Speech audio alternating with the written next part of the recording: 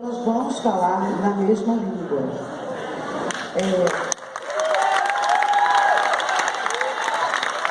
Acho importante que tivéssemos esse encontro de imediato, porque é uma mudança grande de gestão, é uma mudança de pensamento e paradigma. Então, existe uma apreensão, né, de quem não me conhece, de quem não sabe o meu histórico, das minhas lutas. Existem preconceitos. Então, por isso, eu apreciei um pouco esse encontro, essa fala, para que pudessem conhecer a política que vai ser implantada. Sobretudo, reforçar que será uma política de diálogo.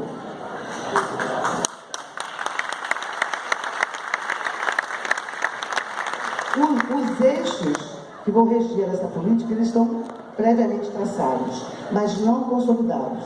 Essa consolidação, ela vai se dar a partir da escuta de setores. E como diz o meu mestre Elmo na Mangueira, tudo combinado antes sai mais barato. É verdade, Marcinho. Né? Então, eu vou pedir licença para fazer uma leitura aqui, para poder não me perder. Efetivamente, são várias, a cultura é múltipla, as questões, os anseios são enormes. E algumas palavras de ordem que foram aqui colocadas, eu queria dizer a vocês também que existem, é uma instituição pública, então existem procedimentos que não podem ser pulados. Nós já estamos conhecendo o nosso passivo e temos compromisso, tá? Então vamos chegar lá. E a palavra de ordem é união. Isso aí.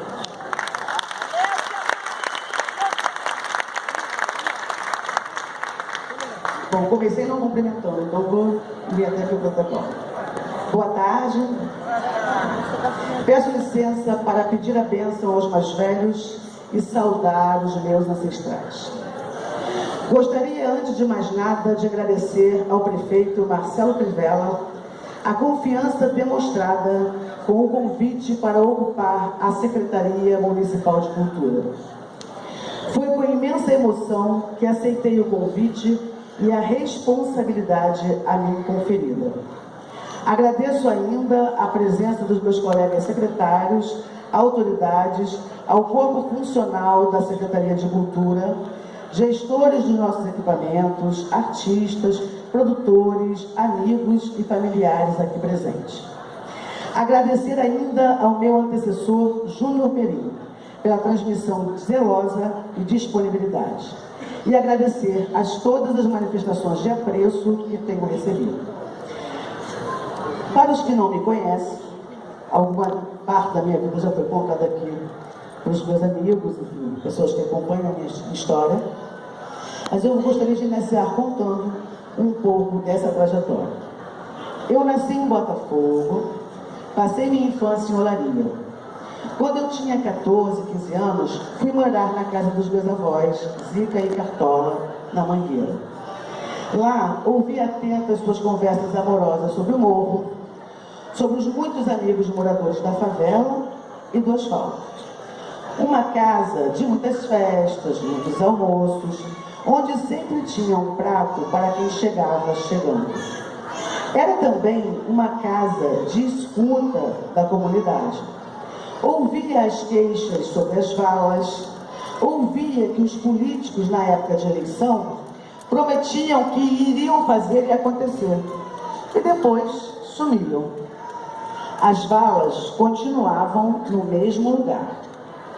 Ouvia também histórias sobre as parteiras do morro, que auxiliavam as mães, algumas das quais, ainda naquela época, tinham seus bebês em casa, onde por ter público não chegava, onde o tal direito básico fundamental nunca foi garantido. Eu estava, sem saber, recebendo lições sobre identidade, pertencimento, comunidade, solidariedade, luta. Lições sobre hábitos, práticas, saberes e relacionamentos. Enfim, sobre tudo que é cultura num sentido amplo. E quando via, na mesma casa simples, meu avô compondo o violão, aprendi ali quem era Cartola e qual era o poder da poesia e da música. Ao acompanhar minha avó, muitas vezes cercadas por crianças, entrar na quadra da Mangueira, aprendi ali quem era a Dona Zica e descobri a força da voz e da liderança das mulheres. Minha referência, Cartola e Zica. Cartola, sua música, e Zica, sua liderança comunitária. Essa é minha história, base da minha formação e cultura. Todos nós temos história e cultura. Tenhamos nascido no casebre do morro, numa casa de classe média no subúrbio ou num apartamento de frente para a praia. A cultura múltipla, plural, diversa é e o que deve nos unir. Aprendi lá em casa que não há uma cultura maior ou uma cultura menor, ou uma cultura melhor ou uma cultura pior. O que há é vida, o que há é cultura e ela é sempre rica. Certamente, devido à enorme desigualdade na distribuição de renda no nosso país, terrível herança da escravidão e da falta de políticas públicas efetivas para a construção da cidadania por meio de uma educação universal, uma parcela enorme da população luta pela sobrevivência diariamente e sem tempo e sem condições enfrenta dificuldades de acesso a instrumentos, espaços e expressões culturais, sejam produzidas nas ruas ou fora delas. Cultura é cidadania, cultura é integração e mobilidade social. Cultura é diálogo entre as diferenças, entre as diversidades de saberes, práticas, manifestações, linguagens. Penso que só seremos uma cidade democrática, uma cidade integrada, sem muros e sem barreira, quando todos tiverem a oportunidade de escolher e vivenciar essa diversidade. Quando todos puderem ocupar os teatros, os museus, as bibliotecas, as rodas de samba, os terreiros de jongo, sem preconceitos, sem inibições. Não custa sonhar com uma cidade justa, plena e livre. E o nosso papel, o papel da Secretaria de Cultura, é construir a possibilidade desse sonho se tornar real.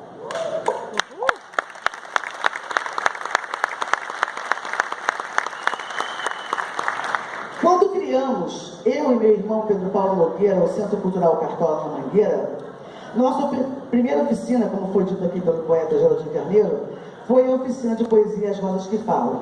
E com o maestro Leonardo Bruno, o projeto Orquestra de Violinos. Exemplo de pluralidade, oportunidade de abrir horizontes. O espaço do pandeiro podia e devia ser também o espaço do violino. O prazer da música em suas várias formas era o que cada um daqueles meninos puderam experimentar. Isso ampliou suas habilidades, fez com que descobrissem inúmeras novas possibilidades que a vida e a arte oferecem. Alimentou sua curiosidade sobre o mundo, ajudou a construir em seus espíritos a noção de cidadania. Reforçou sua autoestima e sua certeza de que podem sempre mais.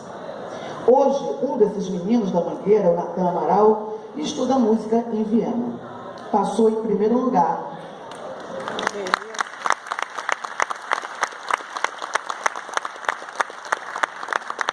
A cultura, como política pública, não se resume a propor mecanismos de fomento. Fomento é, sem dúvida, importante para o fortalecimento, difusão e preservação da produção cultural. Mas a política pública, ela vai além. Cada ação precisa promover a diversidade e a expressão de identidades, estimular a integração social e contribuir para a cultura da paz, combater o preconceito de raça, de religião, de orientação sexual e de gênero.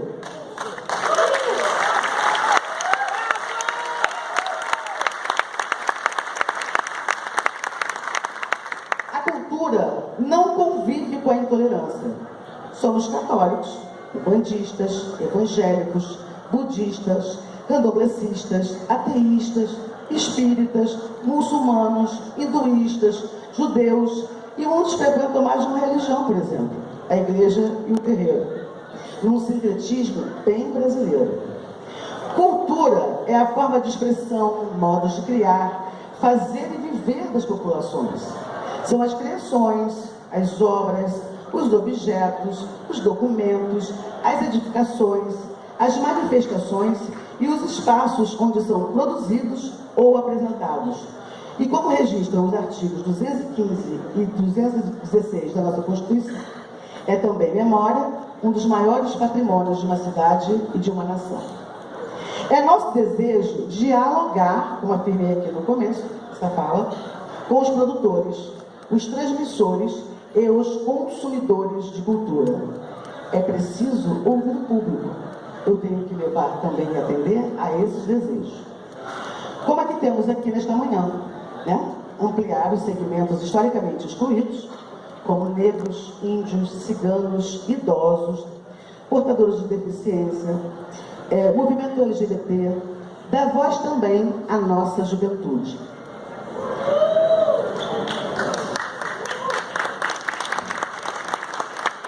Vale ressaltar que proteger e promover a cultura popular tradicional, ameaçada num cenário em que o valor simbólico ele pede espaço para o valor comercial.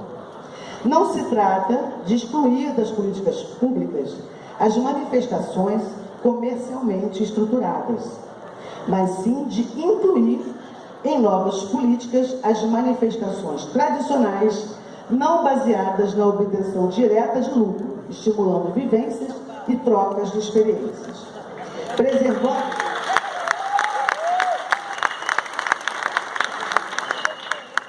Preservando espaços de convivência e apresentação, dando apoio logístico e financeiro a esses produtores culturais, incentivando a transmissão desses conhecimentos às novas gerações, registrando a memória de mestres, artistas e artesãos, dá voz às suas narrativas de vida pessoal e coletiva, que hoje estão à margem das narrativas oficiais. Honrar essas e outras histórias e essas pessoas. Ressignificar quem somos e, assim, quem queremos ser. Não só os produtores tradicionais serão apoiados, como também os novos grupos de cultura urbana, por exemplo. Os artistas de grafite da intervenção das ruas. A pergunta que não quer calar. Como dar fim ao pesadelo da cidade partida? Como deixar de falar em centro e periferia? Sim, porque Santa Cruz é nosso centro. Encantado é nosso centro. Leblon é nosso centro. O Pavãozinho é nosso centro. A Pavuna é nosso centro. O Recreio dos Bandeirantes é nosso centro. A Maré é nosso centro. Ilha do Governador, Santa Teresa, Mangueira, Bangu, São Cristóvão, Jardim Botânico, Alemão, Oswaldo Cruz, Providência, Vila Isabel, Praça 15, tudo deve ser centro. Centro do nosso interesse. Centro de nossas ações. Centro da cultura carioca. E é com essa visão da cultura como um lugar de encontro entre pessoas, famílias e sociedades, mas sobretudo da cultura como fator de desenvolvimento social e inovação, para que possamos fortalecer o papel central da Secretaria Municipal de Cultura na agenda pública do Rio de Janeiro, de forma transversal e articulada com os demais órgãos desse governo. Se faz necessário uma ação integrada das secretarias, por exemplo, cultura e educação, para cumprir o principal objetivo desse governo: cuidar das pessoas. As escolas podem e devem ser equipamentos culturais. Né, Sérgio?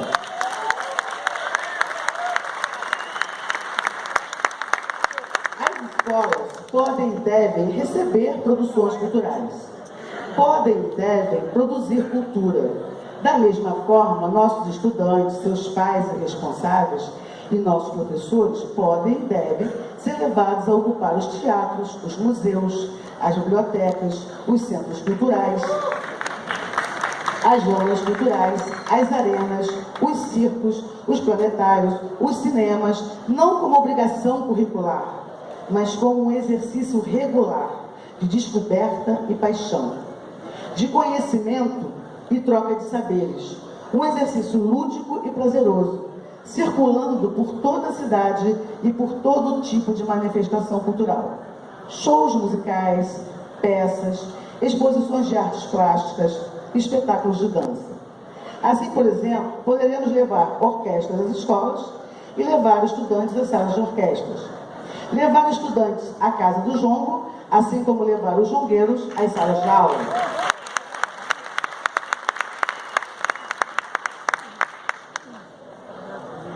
Tudo para todos. Educação e cultura irmanados num projeto amplo de cidadania e democracia. Em vez de ações isoladas que já acontecem, realizar essa experiência com uma política de governo. Uma experiência cultural e pedagógica libertária.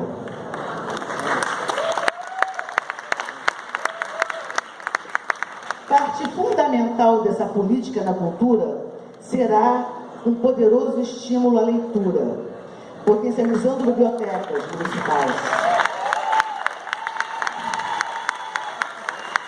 comunitárias e das escolas. Ler é refletir, ler é viajar.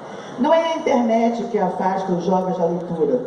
Ler é um hábito que precisa ser construído desde cedo, em rodas de leituras, em trocas de livros de crianças, em estímulos de multimídia que remetam a textos. Salas de leituras itinerantes poderão complementar o papel das bibliotecas. Sessões de leituras públicas, feitas por escritores, artistas ou contadores de histórias nas zonas culturais e arenas, poderão ser incentivo à paixão pelos livros. Todas essas ações, tenho certeza, impactam positivamente a coesão social e a convivência pacífica na cidade. É importantíssimo pensarmos a cultura como um veículo de prevenção contra a violência.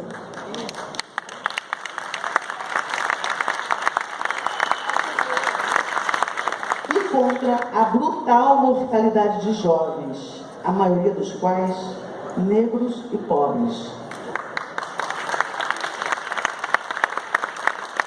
A cultura integra e reintegra a sociedade. A cultura elimina o sentimento de gueto e de exclusão e promove o pertencimento e a inclusão. A cultura cria, a cultura não destrói. A cultura é a luta positiva e afirmativa pela garantia de ser ouvido, de ser entendido, de ser participante do todo. A cultura é o respeito às diferenças. A cultura é o espaço democrático de todas as diferenças. Promove entre os jovens a qualidade de vida, a sociabilidade e o desejo de crescimento. É fonte de alegria, saúde física e social. Portanto, é um espaço privilegiado para a construção sólida de paz. A cultura é ainda uma ferramenta essencial para o desenvolvimento socioeconômico e o bem-estar social da nossa cidade. Ela cria gestores e empreendedores culturais, além de fomentar a economia criativa das comunidades em áreas como a moda e a gastronomia, por exemplo. Gera emprego nos teatros, nos centros culturais, nas feiras populares de rua, nas festas dos bairros, no carnaval, nos pontos turísticos. A cultura, numa cidade como o Rio de Janeiro, é poderosa alavanca de desenvolvimento. Entender cada vez mais a cadeia produtiva da cultura é identificar a oportunidade e identificar necessidades. estimular a sustentabilidade de artistas e produtores é uma tarefa importante. Realizar feiras, festivais e mostras para divulgação e oferta de produtos culturais é nossa missão. Não só dentro do nosso Rio de Janeiro, mas também internacional. A pensar o apoio empresarial não apenas por intermédio de programas de patrocínio incentivado, mas também pela adoção de espaços é um caminho a se considerar. A cultura pode ser tratada como uma atividade não pode ser tratada como uma atividade secundária, coadjuvante menor. E não apenas pelo seu caráter gerador de renda e emprego, mas por alimentar o espírito coletivo e ajudar a evitar o esgarçamento do tecido social em tempos de crise. É o elo mais forte entre os seres humanos. Ela permeia todas as questões prioritárias para um governo que busca cuidar das pessoas pelo empoderamento, inclusão social, educação e saúde. Sem cultura, não seremos nada. O capital cultural é um dos grandes diferenciais que o ser humano pode adquirir e com ele evoluir. Daí a importância da promoção e da garantia do acesso dos cidadãos à cultura. Daí a importância de ver a cultura como um direito humano. Vamos celebrar as pessoas. Vamos celebrar o carioca. Vamos celebrar a cultura do Rio de Janeiro, na sua diversidade. Estamos aqui hoje não para listar promessas, mas apresentar ideais e nosso compromisso.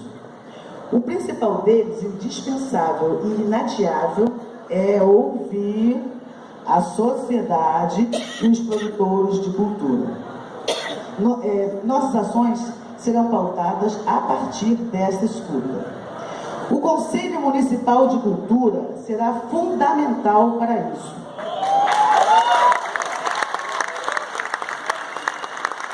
Agora vai o recadinho para o meu chefe. Lutar pela dotação de no mínimo 1% do orçamento municipal para o nosso setor, garantir um Vale Cultura que promova amplamente o acesso de estudantes e famílias de baixa renda a espetáculos e eventos culturais. Não posso e não desejo estar sozinha. Conto com todos vocês. Estamos aqui juntos e misturados. Não foi por mero acaso que escolhemos esse espaço para a celebração da cultura. Quero anunciar para vocês que vamos prosseguir com a reforma do Teatro Carlos Gomes no coração dessa emblemática Praça Tiradentes. E queremos que ele retorne seu brilho. Espero conseguir que seja o primeiro de uma série de espaços culturais a serem renovados para abrigar com conforto e arte os cariocas e os visitantes da cidade de São Sebastião do Rio de Janeiro. Por fim, reafirmo que pretendo exercer uma gestão com muito diálogo e transparência e que, apesar dos problemas existentes, acredito que juntos poderemos encontrar soluções e criar meta inadiável, que é uma política pública de cultura sustentável, permanente, responsável, inclusiva, diversa e democrática.